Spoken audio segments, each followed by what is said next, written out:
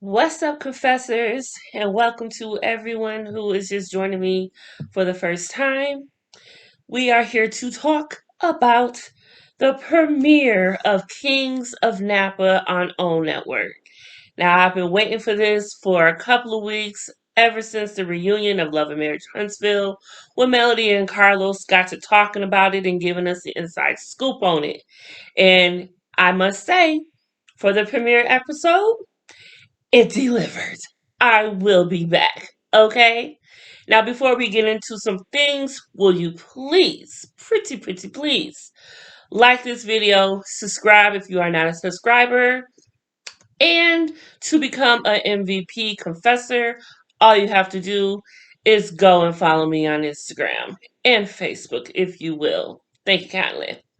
So, without further ado, let's get into it, shall we? Now, since this is a new show, just getting used to the characters and so what.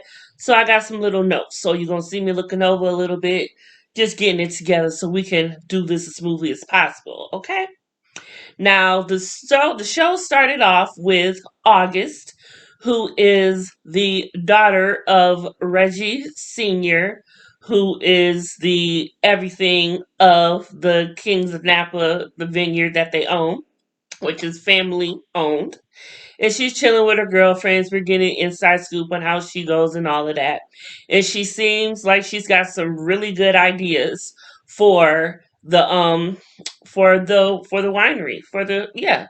So she has decided that she wants to pitch something to daddy at dinner later on that evening.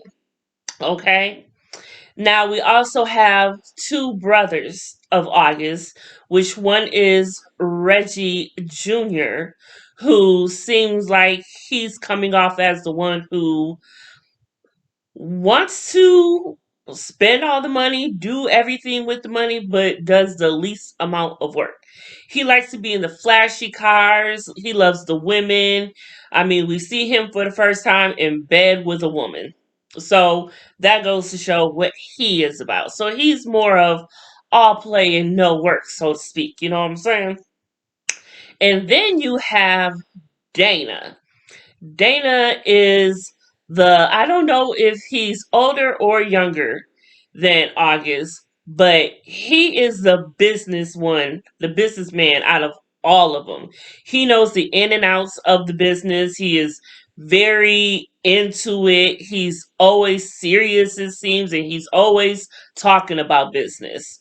So everyone gathers together for the first time at the dinner table, and it's mom, whose name is Vanessa, and we have dad, who is Reggie Sr., and we have the three siblings. We have Rose, who is Dana's wife, and we have Bridget, who is their cousin. Okay? And who else? I believe Reggie Sr.'s sister, Yvette, was also at the table. He has a sister named Yvette. So everyone's having a good time at the table, and you start to get to see the dynamic of the whole family and what it's all about and how they operate with each other. And you can tell that possibly Dana and August bump heads the most. They both feel like they are better than the other at what they do when it comes to the business and what they bring to the table and their ideas and whatnot. So it comes to a point where August is ready to give her pitch to Daddy about a dessert wine, and she does it over the dessert course at dinner time. So she pitches for the dessert wine, and everyone's at the table talking, going back and forth or whatnot. And then all of a sudden, Papa just drops dead. He grabs on his heart and just falls down. Reggie Sr. don't kick the bucket. The king of Napa has kicked the bucket. Now, I thought he was going to be a main character throughout the show, but no, he kicked the goddamn bucket. So At the funeral, his funeral, which went down, which August spoke at. So you can tell that August is his favorite.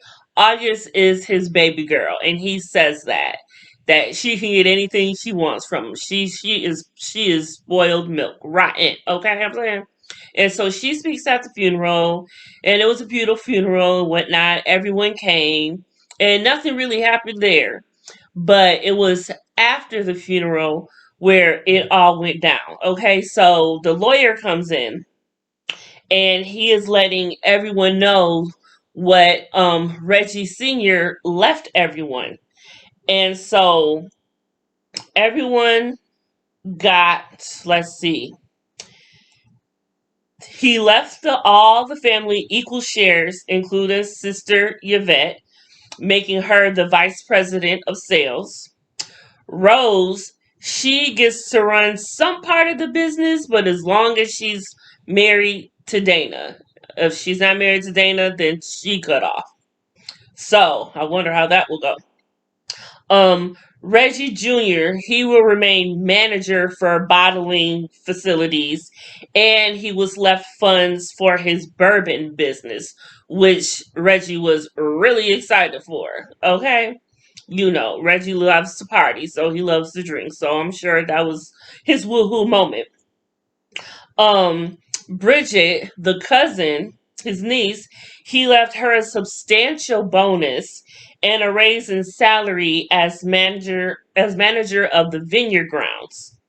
Then it was said that Dana will continue as CFO of the business, but August will be president of the company.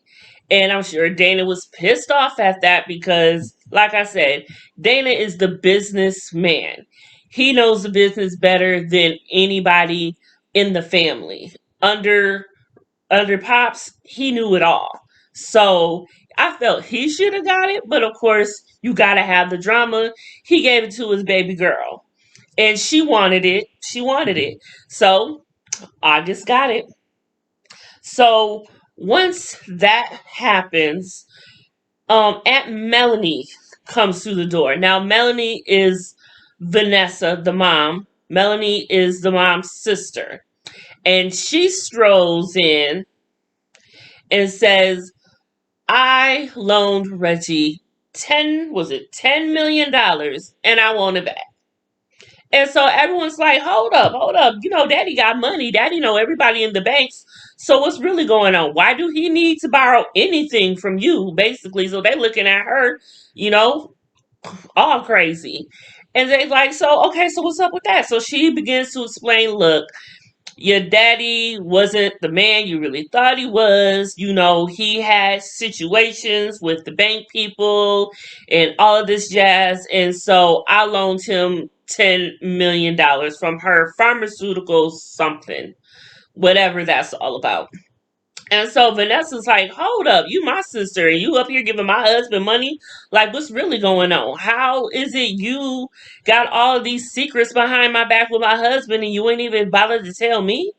And so Vanessa wasn't feeling that, and she was scolding Melanie a lot. Not even a little, but a lot. And Melanie was like, all right, whatever. The reason why this is that and the third is Bridget is his daughter, which is the cousin I just told y'all about. So not only is she the cousin, she is also the sibling that she is the mother. Melanie is her mother, and got it going on with Reggie Senior, and they had a baby. And Bridget didn't know he was her real dad. Nobody knew except Reggie and Melanie.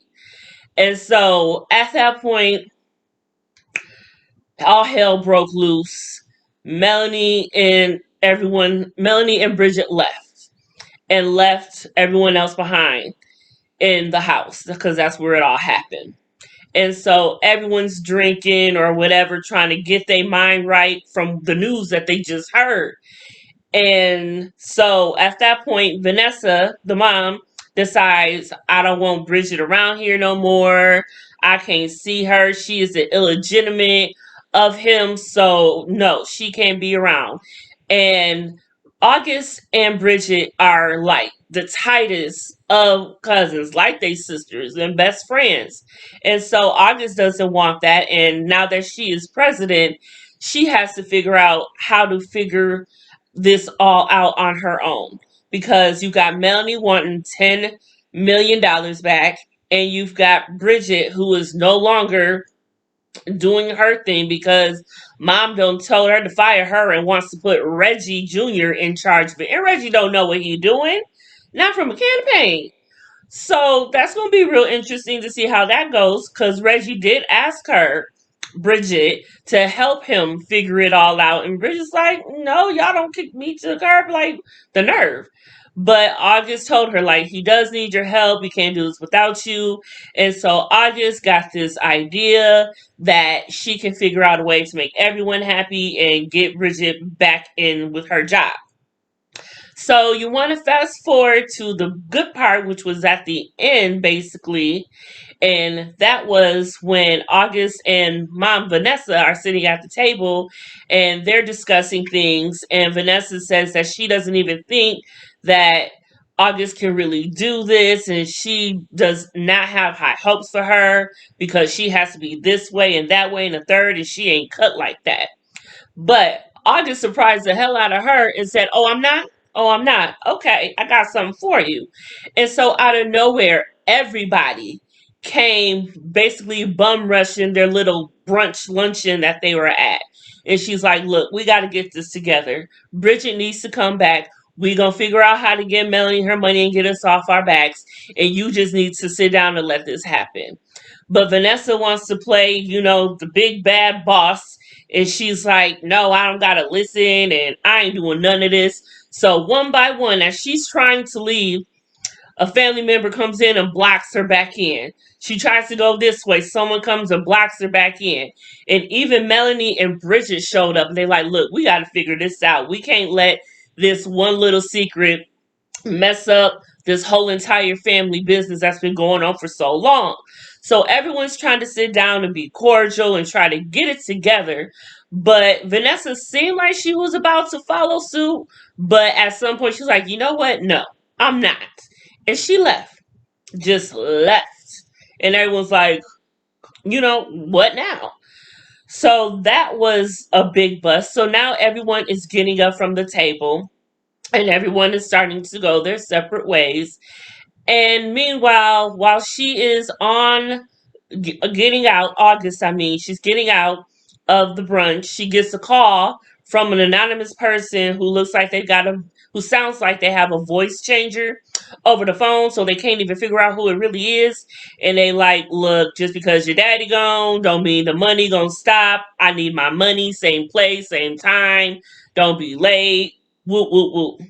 So Miss August got a lot on her plate now for just to become the president. And I don't even really think she got cut for this. Because on the other hand, you have Melanie, Auntie Melanie, who don't try to lawyer up, don't reached out to a lawyer, and that lawyer happens to be August's ex. And it was serious back then, like serious to where they were almost married, I guess. But it was in high school. But they did meet up at some point in the episode and talk about it. And you can tell that she's going to end up wanting him back and so forth this season. So that is the juicy scoop on the Napa family. The King family, excuse me. They're the Kings. So the Kings family, that is them. That is what is going on. And this looks like it's going to be a hell of a show. And I am here for it. And I will be back next week to review the next episode. If you watched, I hope you enjoyed. And if you haven't, please, will you please like this video? If you watched it all the way through, you might as well. And make sure you subscribe. And to be a true confessor, MVP, follow me on Instagram and Facebook. And let me know. And I may give you a shout out. Until the next time, I'll holla at you, confessors. Bye.